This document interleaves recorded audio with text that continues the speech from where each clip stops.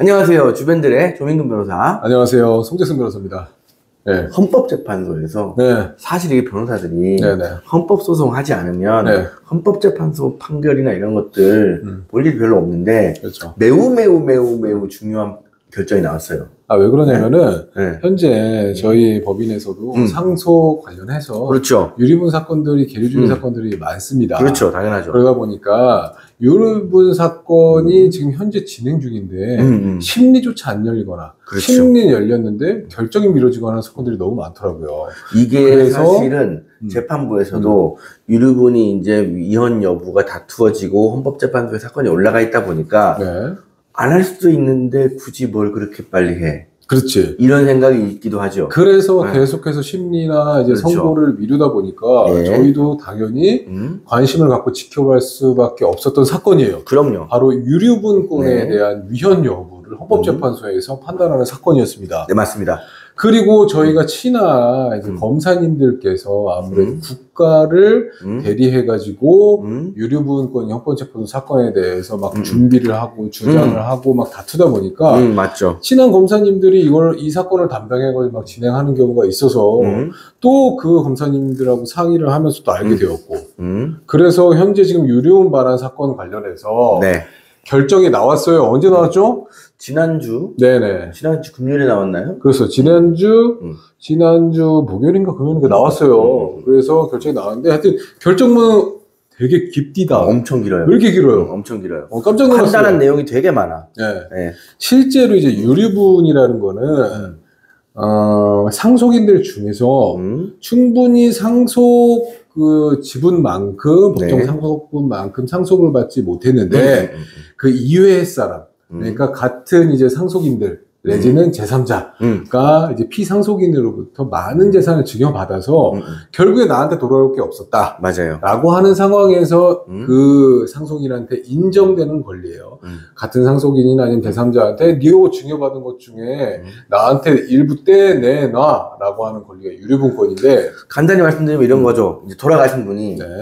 재산을 처분하지 않고 많이 남겨놓고 가셨어. 그렇지. 그러면은 이제 상속분대로 내지는 협의에 따라서 나눠 가지면 돼. 그렇죠. 그러면 상속이잖아요. 네네. 그죠? 근데 돌아가신 분이 돌아가시기 전에 재산을 하나도 안 남겨놓고 다 처분하고 돌아가셨는데 그렇죠. 근데 이게 뭐 증여를 했다거나 내지는 공동상속인들 중에 일부에게만 몰아줬다거나 네네. 이런 식으로 해가지고 재산을 남기진 않았는데 원래는 많았어. 이런 경우에 이제 유류분이 문제가 되거든요. 그럴 때 이제 직계 비속, 그러니까 그렇죠. 자녀분들 같은 경우, 그리고 배우자 같은 경우, 네. 자녀나 배우자 같은 경우에는 자기가 원래 상속이 이루어졌으면 받을 수 있는 법정 상속분의 네. 2분의 1까지 찾아올 수 있는 권리가 있는 거고요. 맞아요. 그리고 직계 존속이나 형제자매, 그러니까 부모나 형제들 같은 경우, 왜냐면 자식이나 그렇죠. 배우자 없이 사망한 경우도 종종 있기 때문에 맞아요. 그런 분들은 본인이 그런 증여 없었을 때 받을 수 있을 만한 법정 상속분의 3분의 1까지 찾아올 수 있는 권리가 바로 유류분권이라고 할 수 있겠습니다. 맞습니다. 그죠? 근데 그러면 지금 이번에 헌법재판소의 결정으로 인해서 달라진 게 뭐예요? 일단은 그 전에 직계 비속과 배우자는 법정 상속분이 달라요. 그렇죠. 다르죠. 다르잖아요. 그죠? 1.5배 배우자가 높지 않습니까? 그렇죠. 근데 또 유류분 권리는 또 똑같다. 그렇죠. 라는 게 또 이상한 게 있었고, 직계 존속과 형제자매도 뭐 유류분권에 있어서는 그게 똑같다. 라고 하는 게 사실 뭐 많이 문제가 됐었어요. 그래서 형제자매는 재산에 이제 기여도가 없는데 유류분권이 왜 인정되냐. 맞아요. 라는 것도 있었고. 그 다음에 이제 가장 중요한 게 사실 아니 내 재산 내가 내 맘대로 하는데 왜 자식들이 나 죽고 나서 내 의도와 다르게 그렇지. 지네들이 왜 갖고 가? 맞아요. 아니 내 재산 내가 죽을 때 내 맘대로 하는 건 그게 시장경제 아니냐. 그게 바로 이제 피상속이, 그러니까 사망한 그렇죠. 사람이 자유롭게 재산을 처분할 수 있는 재산권에 대한 제한이다. 그렇죠. 라는 그런 이야기도 많았어요. 맞아요. 그렇기 때문에 위헌 제청되고 헌법소원이 올라간 사건이 여러 건이었습니다. 이게 한 10몇 건 돼요.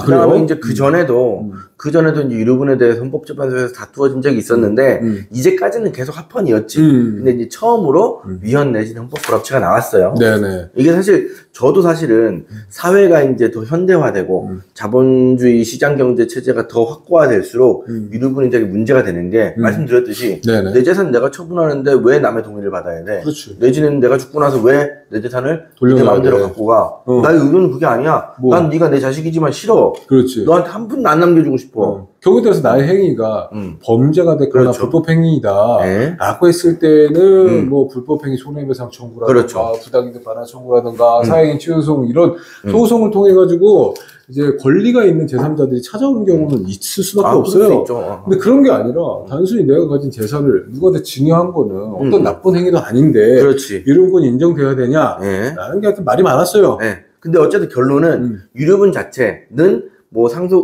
돌아가신 분의 이제 재산 처분의 자유를 제한하는 건 맞는데 그렇죠. 어쨌든 유류분 자체는 합헌이다. 그렇지. 라는 거지. 그 유류분권이라는 굉장히 그 권리 자체는 이제 합헌이라고 그랬는데 그 권리가 여러 사람들한테 인정되다 보니까 네. 위헌으로 나온 부분도 있어요. 위헌으로 나온 부분이 이거예요. 그러니까 첫 번째가 이제 보통 우리 유류분권자가 1, 2, 3, 4호로 돼 있는데 그렇죠. 직계 비속, 그 다음에 배우자, 직계 존속, 형제 자매가 있어. 네. 근데 이 중에 직계 비속, 아들, 딸, 그 다음에 배우자, 엄마, 아빠는 줘라. 근데 형제 자매는 야 돌아가신 분 재산 형성하는데 형제 자매가 요즘에 관여하는 경우 거의 없고 그렇지. 숟가락 하나 얹어주는 경우 별로 없다. 그렇지. 왜 형제 자매까지 굳이 주냐?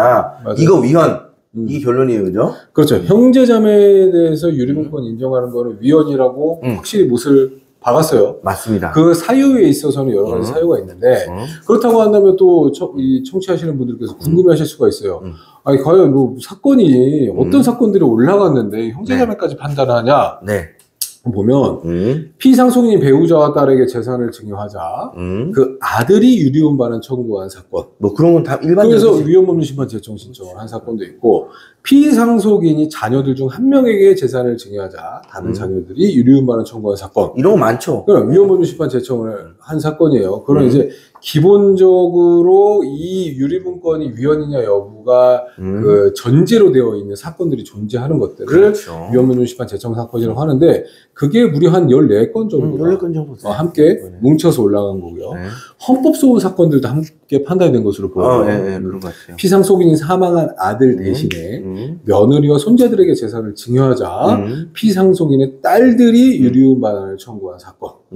그 사건에서 헌법소원 심판. 이것도 뭐 일반적인 거지. 그렇죠.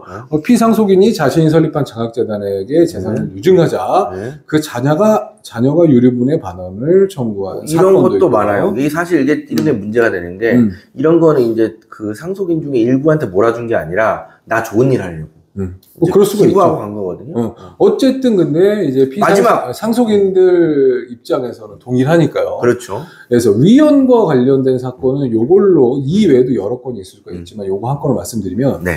미혼인 피상속인이 자신의 재산을 공익법인들에게 유증하자 피상속인의 형제자매 등이 공익법인을 상대로 유리분 반환을 청구한 사건인데요. 그렇죠. 이 사건 같은 경우에는 당연히 사망한 피상속인이 배우자와 자녀가 없었을 뿐만 아니라 직계 존속도 모두 사망한 사건으로 보여요. 그러니까 피상속인 사망의 전에. 그렇죠. 왜냐하면 형제 자매들에게 유리분권이 생기려면 형제 자매가 4호잖아요. 그렇죠. 그럼 적어도 1, 2, 3호 사람이 없어야 사호가 생기는 거니까. 물론 이제 있어도 사고가 생기는 경우가 있죠. 그럴 수도 1, 2, 3호에 그러니까 자녀, 배우자, 직계 존속 중에 그 상속을 받을 사람이 있는데 결격인 사람이 있다고. 그럼 뭐 그럴 수 있죠. 어쨌든 상속인이 없어진 거니까. 그렇죠.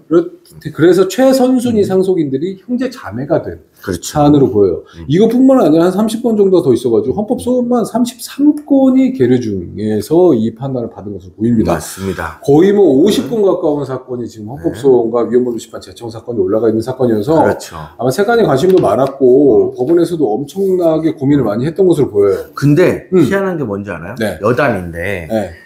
이 그 헌법 불합치 내지는 위헌 사건의 결정문 중에 제일 첫 번째가 각하예요. 각하. 네. 그렇죠. 자, 맞아요. 첫 맞아요. 번째 각하가 있었어요. 결정문 중에 주문 1번이 각하조문이 있습니다. 맞습니다. 그건 왜 그러냐면 이게 이제 위헌법률 심판이라고 하는 거는 재판이 전제가 돼야 되거든요. 그렇죠. 지금 재판하고 있는데 위헌 여부가 다투어지는 이 규정이 어떻게 결정이 되는 거에 따라서 재판이 결론이 달라집니다. 네네. 이게 재판의 전제성인데 이 각하된 사건 같은 경우에는 원래 위헌법률 심판 제청될 당시에는 사건이 있었어요. 근데 심판하려고 보니까 이 사건은 이미 종결됐어.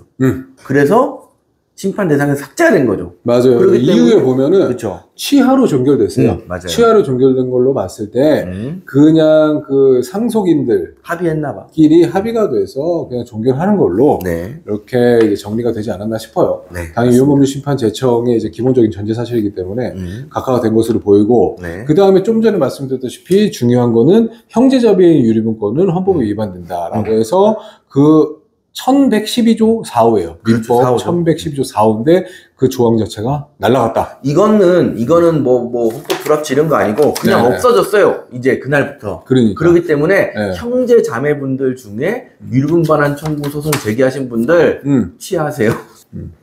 그리고서 중요한 게 바로 자녀, 그러니까 직계 비속, 네. 배우자, 그다음 부모인 직계 존속의 유류분권은 헌법에 합치된다 라고 인정은 됐어요. 이 사람들은 망인이 내가 멋대로 재산을 처분하더라도 그거를 가로막고 내 거를 좀 갖고 올 권리가 있는 사람들이다. 그럼에도 불구하고 헌법 불합치 결정이 난 이유는 이분들도 다 같은 상속인들이 아니다라는 맞아요. 거예요. 왜 그러냐면은 네. 결격에 해당할 만큼 이제 나쁜 행동을 피상속인에게 했을 수도 있는데 그렇죠. 이 결격 사유나 이런 뭐 기여도를 누구한테 더 인정할 것인지 이거에 대한 규정을 전혀 두고 있지 않기 때문에 이건 헌법 불합치 결정이 났고 그렇죠. 아마 2025년 12월 31일을 시한으로 입법자가 개정할 때까지는 일단 계속 적용하는 것으로 네. 그 전에 이제 국회에서 논의를 통해 가지고 이제 개정이 되겠죠. 이게 소위 말하는 착한 상속인, 나쁜 상속인 가려내자법이에요. 뭐 그럴 수가 있어요. 왜냐하면 자 우리 헌법 불합치 났는데 계속 적용되는 거 두 개를 살펴보면 하나는 이제 그 소위 말하는 상속 결격 정도에 네네. 해당하는 상속인들에 대해서 유류분 반환 청구를 배제하는 규정이 없다. 나쁜 상속인을 쳐낼 수 있는 규정이 없다. 그렇죠. 이건 잘못됐다라는 거고 두 번째 그 우리 항상 이제 유류분 반환 청구를 소송을 제기할 때 항상 문제되는 게 상속재산 분할이랑 같이 보통 들어가고 막 이렇게 하잖아요. 맞아요. 왜냐하면 유류분이 실제 침해됐는지 안 됐는지는 판단해봐야 아니까. 그죠? 그러다 보면 이게 기여분이라는 게 있습니다. 기여분이라는 거는 상속인 중에 일부가 피상속인에게 상당한 기여를 했을 때 그 사람한테 좀 더 얹어주는 거거든요. 네? 맞죠? 맞아요. 근데 그런 것들이 상속재산 분할에는 기여분이 있어요. 그러니까. 근데 유류분 계산할 때는 기여분을 뺍니다. 그러니까. 이때까지 빼왔어요. 그죠? 그래가지고. 산정을 안 해왔어요. 그렇죠. 희한하게. 그렇기 때문에 우리가 일반적으로 상속을 받을 때 상속의 법리에 따라 가지고 법률 규정도 있었고 인정되었던 결격이나 기여분 같은 거 이거 넣어야지만 그렇지. 헌법에 합치된다라는 결정인 거예요. 이게 사실은 두 개지만 너무 다르게 보실 필요가 없어요. 네. 기여분은 착한 상속인, 그 다음에 결격은 나쁜 상속인이잖아.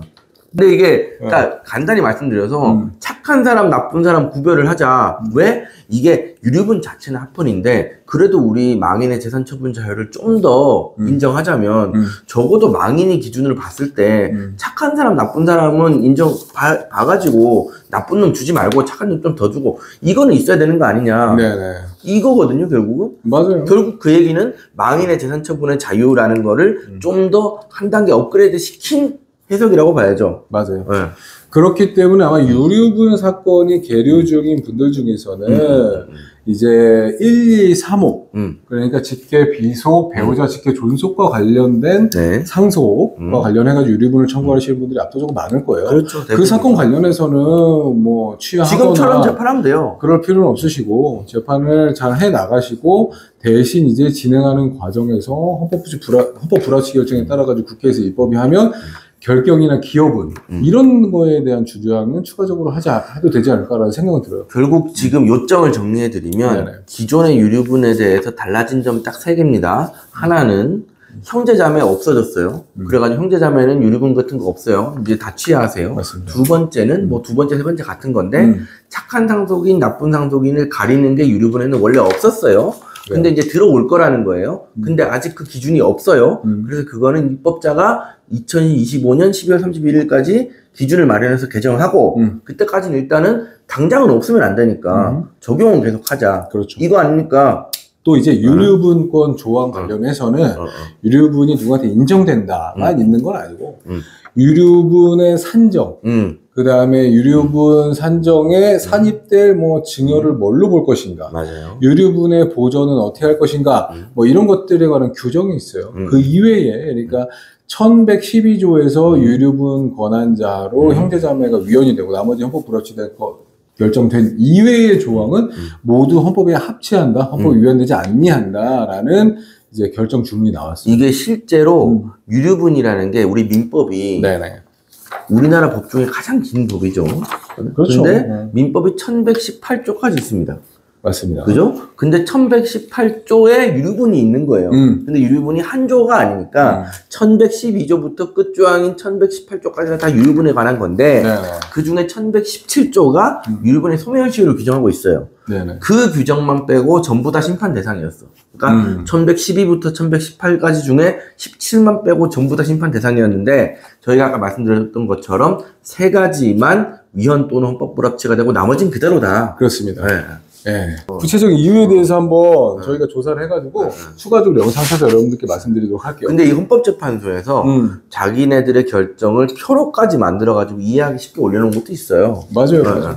그런 것들을 보도자료를 많이 내고 있는 것 같아요. 맞아요. 실제로는 이게 위헌 결정 나면서 검찰청에서는 약간 초상집 분위기가 왜 검찰청 있는 것 같기는 하더라고요. 아니 싸움이니까 어떻게 뭐 소송이라는 게 이게 그럼에도 불구하고 우리는 이제 중립적인 입장이기 때문에 그렇죠. 뭐 이해 못할 수도 있겠지만은 그래서 일방 당사자 입장에서 이거 합헌이다라고 주장을 하고 소송 대리를 했고 또 이제 유리분권을 나는 그 위헌으로 받아야 되겠다 하는 사람은 그 반대편에서 싸움이 됐기 때문에 이거 위헌 아니다라는 거는 그 검찰청에서 지금 대리를 한 거예요. 그때 진 거지 소송에서. 검찰청에서 사실 우리 민법을 검사님들도 잘 안 봐요.